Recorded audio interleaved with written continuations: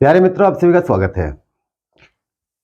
उत्तर प्रदेश लोक सेवा आयोग ने पीसीएस प्री की परीक्षा ली 22 दिसंबर सन 2024 को।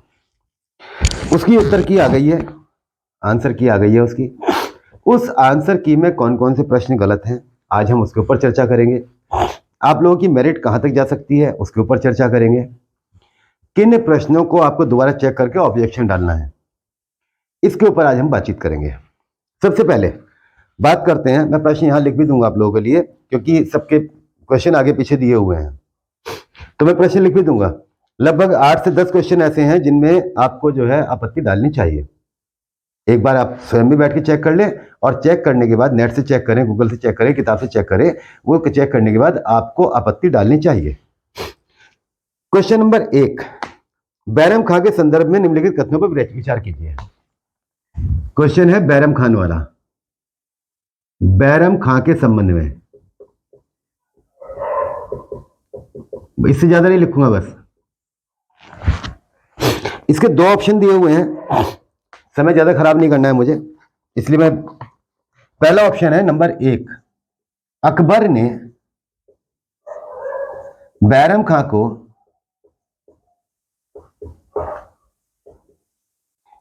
खान ए खाना की उपाधि दी।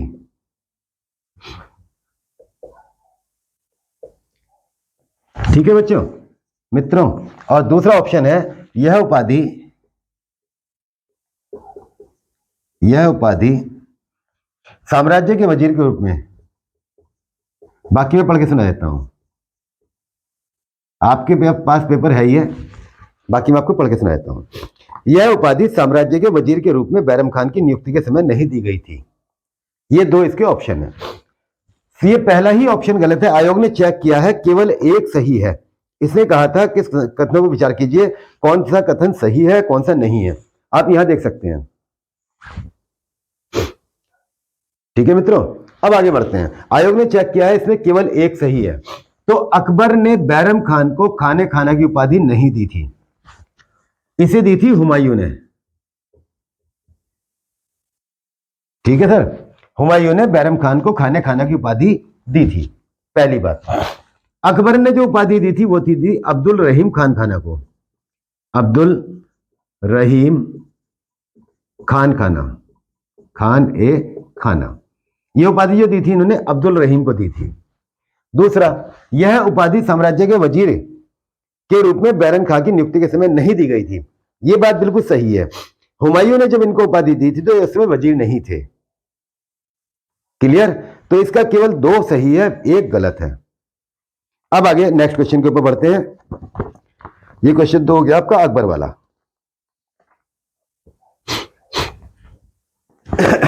इसके बाद जो क्वेश्चन है अगला, वो मैचिंग वाला है। आप इनको, जितने मैं क्वेश्चन आपको बता रहा हूं, आप इनको अच्छी तरीके से एक बार नेट से सर्च कर लें, किताब से भी चेक कर लें। यह है पौधारोपण शाला। दूसरा इसके नीचे दिया हुआ है क्रायोफाइट स्टेपी। तीसरा दिया हुआ है विश्व के पुष्पीय क्षेत्र। और चौथा इसका ऑप्शन दिया हुआ है पुस्ता घास मैदान। अब इसके ऑप्शन कौन कौन से हैं? इसके ऑप्शन है, पहला है हंगरी, दूसरा है एडोल्फ एंगलर, तीसरा है इसके अंदर सीओ सावर, और चौथा है इसके अंदर आर्कटिक ट्रुंडा।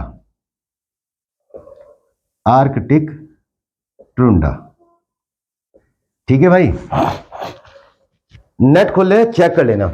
पुस्तक घास के मैदान जो पाए जाते हैं वो हंगरी के अंदर पाए जाते हैं। इसका जो ऑप्शन होना चाहिए 4 3 2 1 होना चाहिए। 4 3 2 1 आयोग ने चेक किया है 3 4 2 1। ठीक है, तो इस सवाल को भी आप चेक कर लेना। ये दूसरा क्वेश्चन है जो मैंने आपको बताया है, जिसको आपको अच्छी तरह चेक करने के बाद ही आयोग से प्रतिक्रिया देनी है। ठीक है, उसके आगे बढ़ते हैं।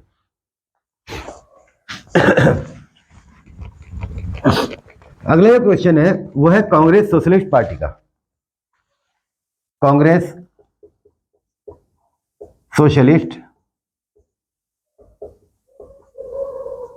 पार्टी, ठीक है, आराम से देख सकते हैं। कांग्रेस सोशलिस्ट पार्टी के संदर्भ में निम्नलिखित कथनों पर विचार कीजिए। मैं क्वेश्चन आगे पढ़ दे रहा हूं। जनवरी 1934 में कांग्रेस सोशलिस्ट पार्टी का गठन किया गया था। ये सितंबर अक्टूबर में हुआ था, ये गलत है पहला कथन। समाजवाद से सहानुभूति होने के कारण औपचारिक रूप से जवाहरलाल नेहरू इस दल में शामिल हुए थे। ये कथन नंबर 2 सही है। समाजवाद से सहानुभूति होने के कारण औपचारिक रूप से जवाहरलाल नेहरू इस दल में शामिल हुए थे, ठीक है। इन्होंने जो चेक किया है वो चेक किया है कि न तो एक और न ही दो सही है, न तो एक और न ही दो सही है, ये चेक किया इन्होंने। तो इसमें जवाहरलाल नेहरू शामिल हुए थे। इस बात को एक बार अच्छी तरह ऑनलाइन चेक कर लेना, किताब से चेक कर लेना। आगे बढ़ जाते हैं नेक्स्ट क्वेश्चन। 3 क्वेश्चन हो गए आपको जो मैंने बता दिए हैं।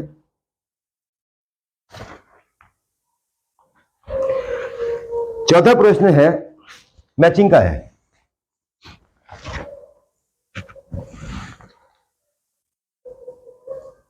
राष्ट्रीय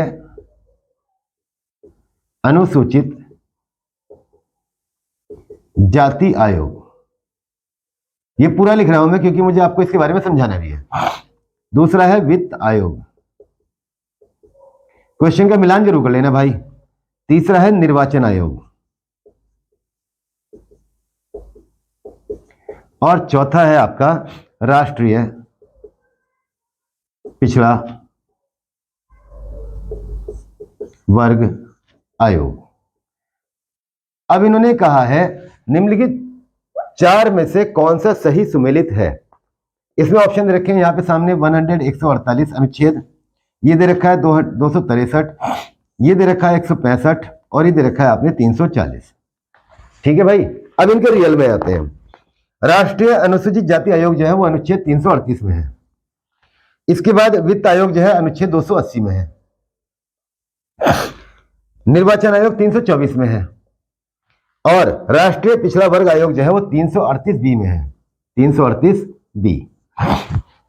इतनी बातें हो गई। इन्होंने आंसर जो चेक किया है वो ये चेक किया है कि ये वाला सही सुमेलित है। तो एक बार आपके पास जो भी संविधान की किताब हो, लक्ष्मीकांत जी की हो या डीडी वासु जी की हो या आपके पास जो है परीक्षा वाणी हो या कोई भी मतलब आपके पास संविधान की किताब हो, उसमें इसका जरूर मिलान कर लेना। इस क्वेश्चन में 338 बी होना चाहिए था। इसके चारों ऑप्शन ही गलत हैं। ये क्वेश्चन डिलीट होना चाहिए था या सभी बच्चों को एक नंबर से मिल जाना चाहिए था। तो इसको भी एक बार अच्छी तरीके से चेक कर लेना, ठीक है। अब आगे बढ़ते हैं। एक और क्वेश्चन बताता हूं आपको। ये वो प्रश्न बता रहा हूं जिनको आपको एक बार चेक जरूर करना है और चेक करने के बाद आयोग को बताना है कि आपने इतने उत्तर गलत बताए हैं, जिससे आपके उत्तर सही हो जाए। नीचे दिए गए 2 कथन जिनमें एक ए अभिकथन है और आर कारण है। अभिकथन क्या है? CO2, SO2 तथा NO2 गैसें वर्षा जल में घुल जाती हैं और अम्लीय वर्षा उत्पन्न करती हैं, ठीक है भाई। इसने बताया CO2, SO2 और NO2 ये वर्षा के जल में घुल जाती हैं जिससे अम्लीय वर्षा होती है।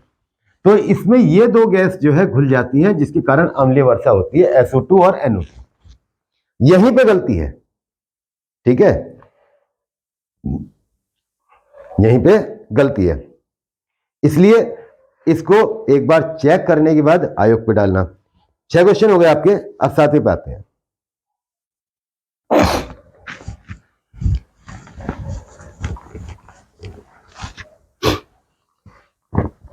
विश्व के कुछ देशों में कृषि क्षेत्रों के संदर्भ में निम्नलिखित कथनों पर विचार कीजिए। क्वेश्चन देख लीजिए एक बार। अब मैं लिख देता हूं।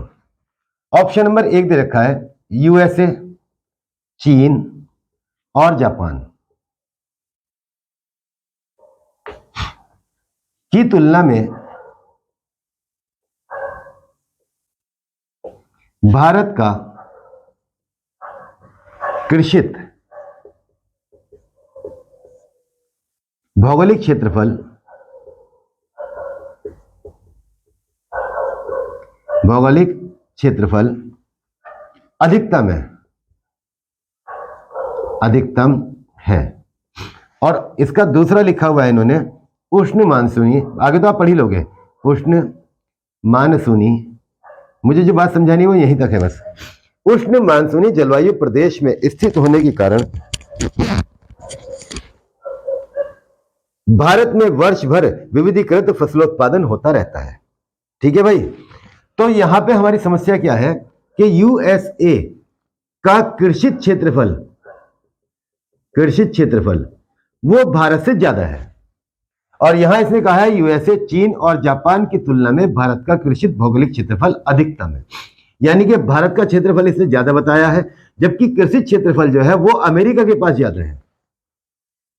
मैंने नेट से चेक किया था, गूगल से जाकर मैंने चेक किया था, एक बार आप भी जरूर चेक कर लेना। ठीक है, 6 क्वेश्चन हो गए जो मैंने आपको बता दिए। अब 7वें में आते हैं।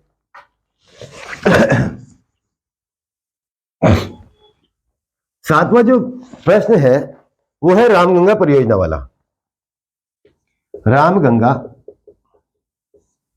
परियोजना,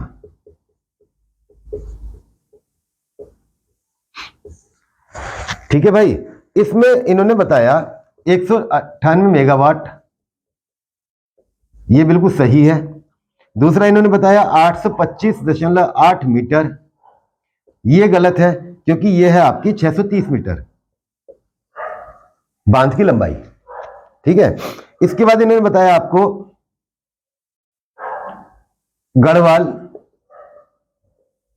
उत्तराखंड, ये बिल्कुल सही है। और इसके बाद इन्होंने बताया 6 लाख हेक्टेयर, 6 लाख हेक्टेयर, तो भैया ये भी गलत है क्योंकि ये जो है 6.885 लाख हेक्टेयर है। तो इसमें दो चीजें गलत हो रही हैं, एक तो बांध की ऊंचाई 630 मीटर और एक जो है 6 लाख हेक्टेयर की जगह पे आना चाहिए 6.885 लाख हेक्टेयर। तो जिन्होंने ये लगाया था किसी वजह से, तो वो इसके ऊपर प्रश्न के ऊपर आपत्ति डाल सकते हैं। गूगल पे आप तुरंत चेक कर लीजिए, ये सब पे लिखा हुआ जाएगा। ठीक है, 7 क्वेश्चन मैंने आपको बता दिए। अब 8वें क्वेश्चन की तरफ बढ़ते हैं। 8वां क्वेश्चन, ये आपको स्वयं चेक करना है, मुझे इसमें डाउट लग रहा है, मैंने चेक नहीं कर पाया हूं, मैं समय कम मिला मुझे आज। वैश्विक बहुआयामी गरीबी सूचकांक, गरीबी सूचकांक रिपोर्ट, MPI रिपोर्ट कौन जारी करता है? तो आयोग ने चेक किया है ऑक्सफोर्ड गरीबी और मानव विकास पहल और संयुक्त राष्ट्र विकास कार्यक्रम यानी कि UNDP। ठीक है, जबकि मैंने पढ़ा था ऑक्सफोर्ड गरीबी और विश्व स्वास्थ्य संगठन WHO और संयुक्त राष्ट्र विकास कार्यक्रम। तो एक बार इसको भी आप चेक करेंगे, गरीबी उन्मूलन सूचकांक वाले को। इसके बारे में मैं अभी डाउटफुल हूं क्योंकि मैंने इसको कंफर्म भी चेक नहीं किया था, तो इसे आप लोग चेक कर लीजिएगा। आगे बढ़ जाते हैं, क्वेश्चन नंबर 8 या 9 जो भी है, अब नंबर नहीं डाल रहा हूं मैं।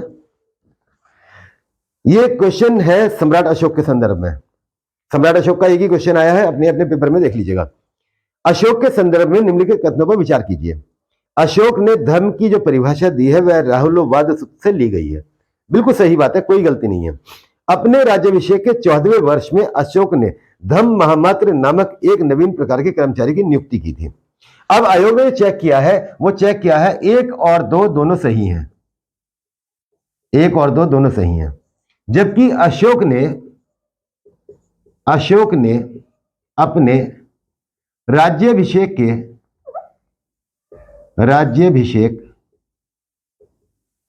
के 12वें वर्ष में, 14वें में नहीं है बल्कि 12वें वर्ष में धम्म महामात्रों की नियुक्ति की थी। तो इस क्वेश्चन को कंफर्मली चेक कर लेना, यह गलत है। आयोग ने इसका उत्तर गलत लगाया, इसमें केवल एक सही है, दूसरा पॉइंट जो है गलत है। अब आते हैं लास्ट क्वेश्चन के ऊपर।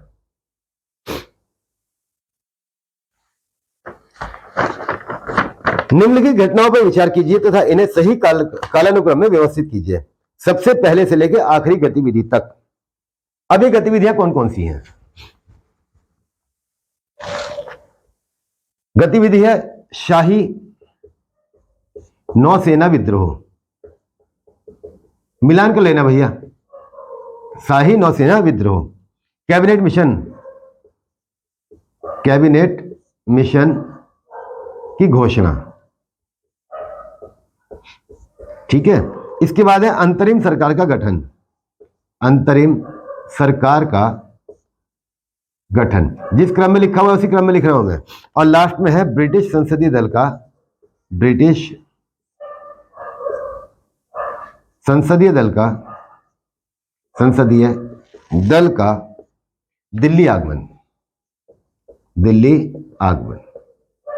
अब इनकी डेट लिख देता हूं सामने, फिर अपने आप मिलान कर लेना।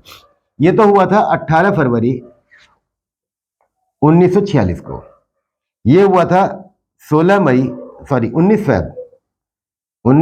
फरवरी 1946 को, ये हुआ था आपका 2 सितंबर 1946, और ये हुआ था आपका जनवरी 1946। तो इस हिसाब से इसका कालक्रम बनता है, वो बनता है 4, 1, 2 और 3। सबसे पहली घटना यह है, उसके बाद की नौसेना विद्रोह है, फिर कैबिनेट मिशन की घोषणा है और अंतरिम सरकार का गठन है। इसका कालक्रम यह बनता है।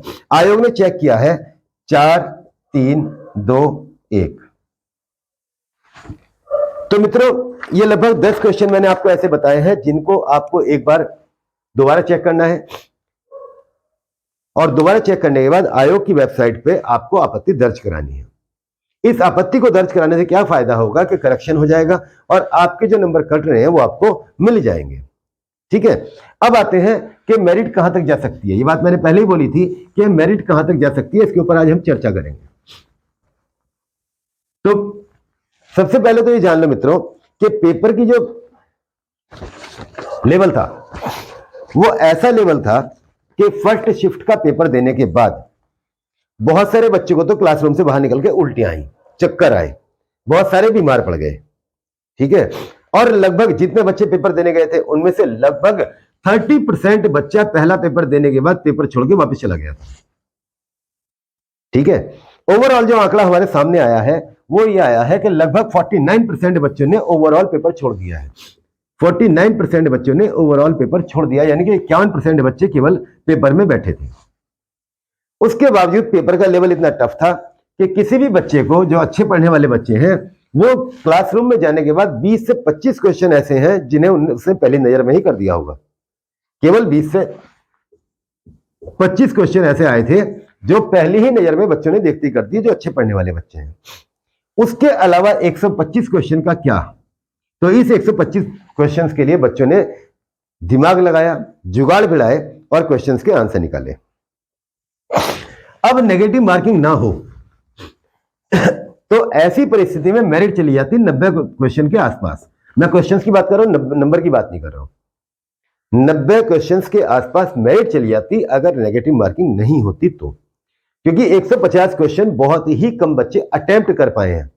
मैं अटेम्प्ट करने की बात कर रहा हूं, ये नहीं कि सही कर पाए, अटेम्प्ट कर पाए हैं। तो मैंने जो बहुत सारे बच्चों से बातचीत की, पेपर का लेवल देखा, उसे देखने के बाद मुझे लगा कि 1/3 नेगेटिव, यानी कि हर 3 में एक क्वेश्चन को आपकी खाने वाली नेगेटिव। ये नेगेटिव होने के बावजूद लगभग 1000 पोस्ट है आपकी, बच्चों की संख्या कम रही है बैठने वालों की, तो उस हिसाब से जो मेरिट लगनी चाहिए वो 60 क्वेश्चन से 70 क्वेश्चन के बीच में लग जानी चाहिए। यानी कि ऐसे बच्चे जिनके 70 क्वेश्चन जनरल कैटेगरी में आ रहे हैं, जनरल कैटेगरी में जिनके 70 क्वेश्चन काट छाट करके, यानी कि नेगेटिव मार्किंग काट छाट करने के बाद भी 70 क्वेश्चन बिल्कुल सही बैठ रहे हैं, वो बच्चे मेंस की तैयारी करना शुरू कर दें। अप्रोक्सीमेट 50% से नीचे मेरिट गिर जाएगी, और ऐसा भी हो सकता है कि कुछ वैकेंसीज खाली चली जाए, क्योंकि मिनिमम पास होने के लिए 40% नंबर जरूरी है। तो 40% से नीचे भी नंबर बहुत बच्चों के मिलेंगे आपको, ठीक है। तो जनरल कैटेगरी में जिन बच्चों के 70 क्वेश्चन काट छाट करने के बाद, नेगेटिव काटने के बाद बिल्कुल सही बैठ रहे हैं, वो मेंस की तैयारी शुरू कर दें। ओबीसी और एससी वाले 5 क्वेश्चन नीचे उतर रहे हैं,